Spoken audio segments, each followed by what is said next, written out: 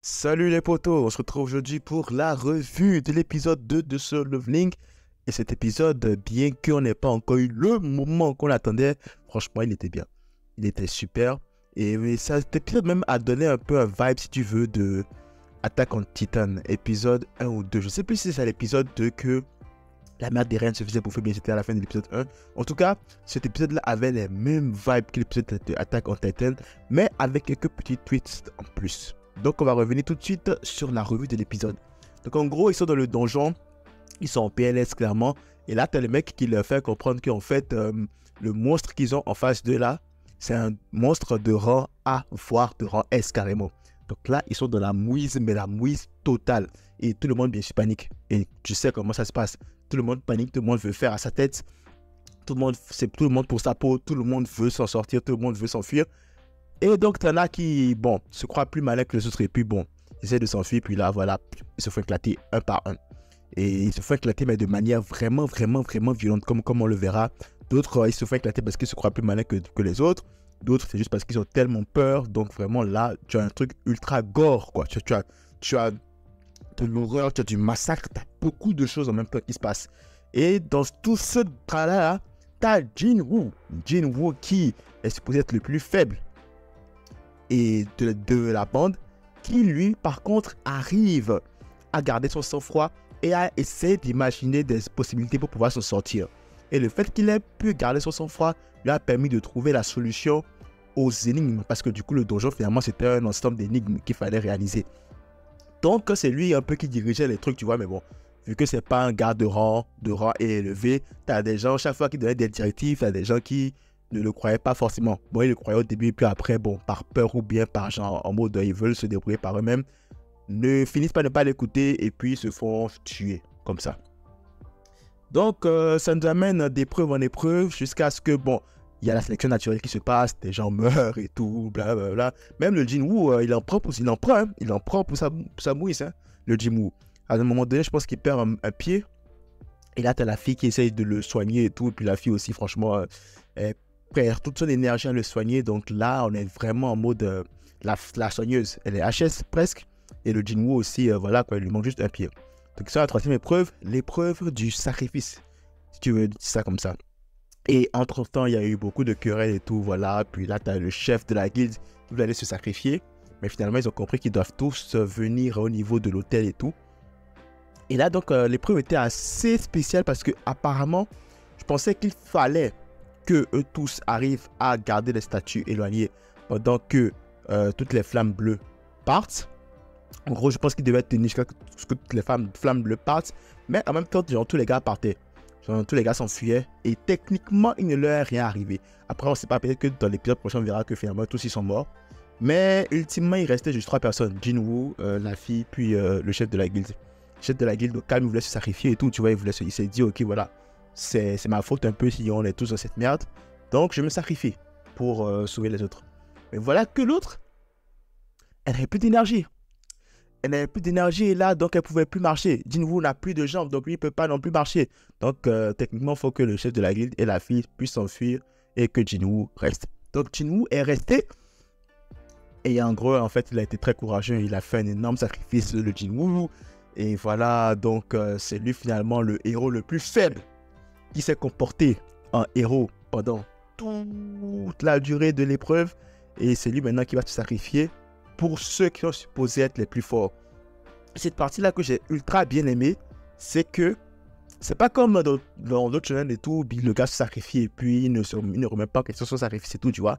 Lui, au moment où tout le monde part et qu'il se retrouve maintenant seul face à la mort, là, réalistiquement, il commence à remettre en cause son sacrifice, quoi. Il commence par détester tous ceux qui l'ont abandonné en mode bande d'égoïstes et tout. Moi, si j'ai une famille, non, pourquoi c'est moi qui dois rester me sacrifier et tout. Et là, dans cette scène ultra gore où tu as pitié et tu as même mal pour le gars parce que il se fait déchiqueter, il se fait tabasser. C'est inhumain ce qui lui arrive.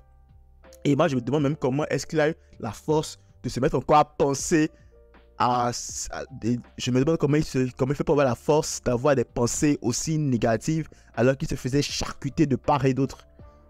J'en parlais qu'il se faisait charcuter de part et d'autre, il avait encore ces pensées noires en mode, mais pourquoi est-ce que c'est moi qui dois rester? Pourquoi est-ce que c'est moi qui dois me sacrifier? Alors que déjà c'est lui qui a tout fait, hein. C'est lui qui a tout fait, mais c'est lui qui est encore resté pour prendre les pots cassés. Donc là, il se fait charcuter. L'épisode se termine sur Jinwoo qui se fait genre péter sur l'hôtel. Le sang gicle sur l'hôtel. Puis, petit détail par contre, c'est que avant qu'on lui porte le coup de grâce, il me semble la flamme bleue s'éteint. La dernière flamme bleue s'éteint. Donc là, tu as un mode, voilà, courage du faible et tout. En mode jeu vidéo qui apparaît. Et puis là, je pense qu'il a sélectionné oui. Et donc, l'épisode se termine sur ça. Je ne sais pas si ça faisait partie de l'ending ou de l'épisode, mais je crois que ça fait partie de l'épisode, le choix de revenir à la vie et tout. Parce que je pense qu'il avait évoqué le soir avant de mourir qu'il voulait avoir une seconde chance. Donc, techniquement, peut-être que, selon moi, l'hôtel, en fait, finalement, en fait, c'est un truc qui te permet, en fait, d'avoir la possibilité d'avoir une deuxième chance ou peut-être de réaliser un souhait, tu vois. Donc, peut-être que cette épreuve, en fait, c'était vraiment quelque chose pour peut-être augmenter le niveau de quelqu'un. Ou soit peut-être réaliser un souhait, tu vois, genre je n'ai aucune idée. Mais je pense que le moment qu'on attend tous arrivera à l'épisode 3. À l'épisode 3, je ne sais pas trop ce qui va se passer, mais je sens que ça a un rapport avec le sacrifice qui vient d'être fait en fait. Je pense vraiment que ça a un rapport avec le sacrifice qui vient d'être fait. Clairement, on a vu dans l'opening, et l'opening nous a spoil. Il y a le lui d'avant, puis il y a un lui après, tu vois. Donc je pense qu'on aura le lui d'après à l'épisode 3 et que ce sera sûrement dû au sacrifice qu'il vient de faire. Je ne suis pas encore sûr, j'ai pas lu le manga donc je ne sais pas, enfin le webtoon donc je ne sais pas trop ce qui se passera là, mais je pense que ça va être comme ça.